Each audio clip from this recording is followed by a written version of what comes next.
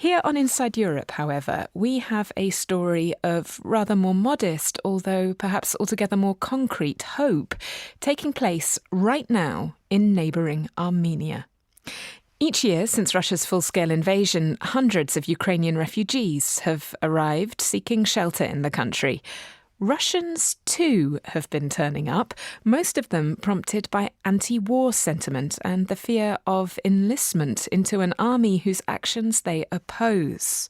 Once safely in the capital Yerevan, some of them have chosen an altogether different type of enlistment instead, volunteering with a small non-profit aimed at helping their Ukrainian counterparts navigate the challenges of life in a new country. From Yerevan, Shant Sherigan sent us this report. It's a mild spring Saturday in Yerevan, and couples, elderly people, and some individuals with children are filing in and out of an office building paces away from the city center. They're here to pick up small bags of foodstuffs and take their pick of donated clothing, a roughly monthly ritual organized by a non-profit called Dopomoga. The refugees enter a small front office with a big Ukrainian flag and other symbols of the country decorating the space. As one volunteer looks up the visitor's info in an organizer, another dashes down a narrow corridor packed with shelves full of clothing. He heads to a back storage room and readies a bag of food for a refugee in need.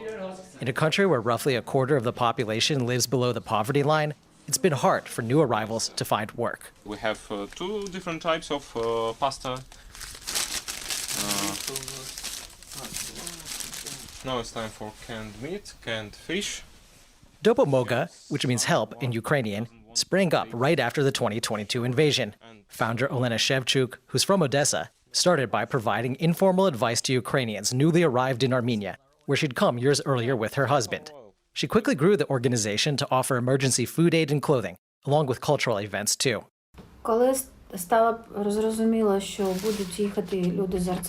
When the crisis began and refugees started to come here, we had no hesitations on what we should do. We started to give our help. However, the amount of refugees was quite high. Funding has come from sources including private donations and small grants from UNHCR, the United Nations Refugee Office. Dopomoga's volunteers are a mix of Armenians, Ukrainians like Shevchuk, and Russians who feel a sense of responsibility in the aftermath of the invasion. One of those volunteers, Anton Ronis, moved from St. Petersburg to Yerevan after the war started, when his anti-war activism drew his university's ire and his own mother was arrested on the sidelines of a demonstration. Ronis, who's 23, decided to get out. I dropped my university and I understood that that's the time to leave the country because I can do nothing here. Well, I could do, but it would be a capital punishment for me. A Ukrainian woman named Ina stops by to pick up some essentials. She said she fled from Kharkiv with her two children after the invasion began. Armenia was a logical choice since the father of her younger child is Armenian, she said.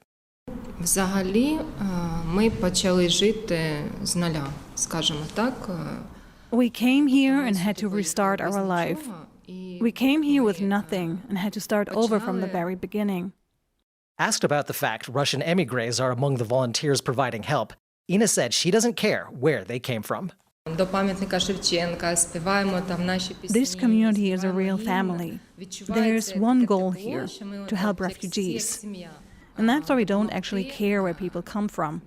They always think about helping Ukrainians, helping Ukraine. In Europe and beyond, Russian expats have volunteered to help Ukrainian refugees, weathering criticism back home that they're betraying the Russian cause. But perhaps no situation is quite like the one in Armenia. The former Soviet country has long lived in Russia's shadow and has tense ties with the Kremlin today. Authorities here have allowed small anti-war demonstrations since the invasion began.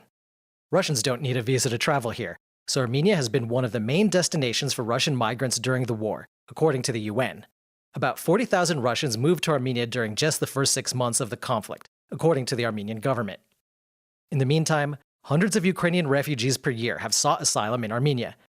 Most have Armenian heritage or an Armenian spouse, officials say. Others came from Russian-occupied Ukraine, have Russian passports, and can't enter the European Union. Zavan Margaryan is an Armenian native who lived in Mariupol his entire adult life. The 42-year-old and his family stuck it out until his brother was slain, and he himself lost a leg in an attack last year. Margaryan says at first, he was surprised to see Russians and Ukrainians working side by side, helping people like his family of 8. I quickly realized that just because there are some rotten people in a nation, that doesn't make all of the people bad. What I saw was people were far from the war and helping each other, and Russians and Ukrainians could sit at the same table, interact, and still empathize and assist each other. Not long after the invasion of Ukraine, a new flood of refugees came to Armenia. Azerbaijan drove over 115,000 inhabitants of nearby Nagorno-Karabakh out of the long-disputed territory in fall 2023. Gevorg Tergabrielyan, an Armenian author and critic, says Armenians tend to view both the Kremlin and Kiev through the lens of the Armenia-Azerbaijan conflict.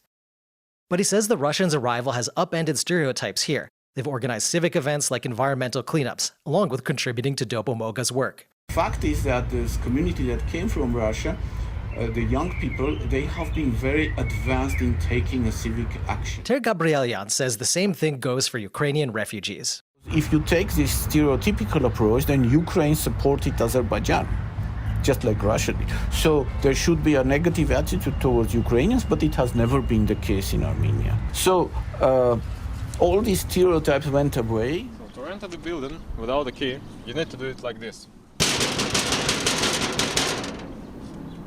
Along with food assistance, Dopomoga runs a shelter for refugees near downtown Yerevan.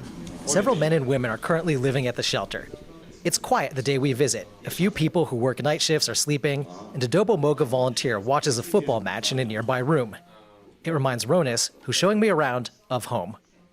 I recall every moment of my previous life in Russia. I understand that those guys with which I was sitting, for example, during football games, drinking beer on the streets of St. Petersburg, maybe they joined the army and they are killing Ukrainians now. I have to do more here, like to help refugees, to help Ukraine in any ways that it needs.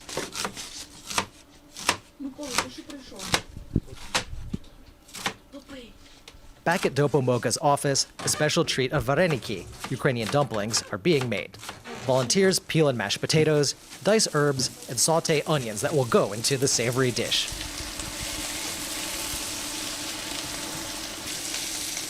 Eventually, the ingredients are ready, and a group of refugees has started to cook dozens of dumplings.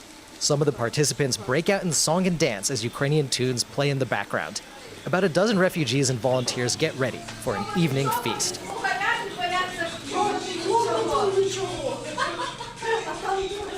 By the end of the day, 40 families, or 101 people, have received food aid from the nonprofit.